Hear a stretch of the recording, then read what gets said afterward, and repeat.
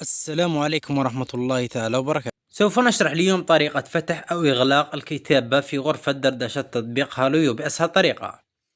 لكن قبل ما نبدأ في الشرح أرجو الاشتراك في القناة وتفعيل الجرس ليصلك كل جديد، ودعم فيديو بلايك تحفيزنا على نشر مزيد، ونبدأ على بركة الله.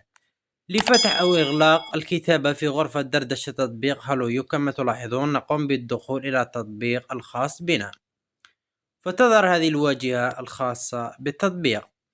نقوم بالدخول إلى الغرفة الدردشة الخاصة بنا. من هنا نقوم بالدخول إليها. كما تلاحظون تظهر هذه الواجهة الخاصة بالغرفة. لإغلاق الكتابة وعدم القدرة على الكتابة، مثل هنا هكذا نستطيع الكتابة كما تلاحظون. لا يكون أريد إغلاق هذه الكتابة، لا يستطيع أي شخص الكتابة في هذا المكان أو إرسال رسائل. نقوم بالضغط على الإعدادات، ثم تظهر مجموعة من الخيارات. من بين هذه الخيارات يظهر خيار إغلاق الكتابة، نقوم بالضغط عليه. تم إغلاق الكتابة. هكذا لا يستطيع أي شخص الكتابة في هذا المكان أو إرسال رسائل. إذا أردنا فتح الكتابة من جديد نقوم بالضغط على الإعدادات، ونقوم بالضغط على خيار فتح الكتابة من جديد. هكذا تم فتح الكتابة. الآن يمكن كتابة أي رسائل وإرسال أي رسائل. أرجو أن يعجبكم الفيديو، وشكرا على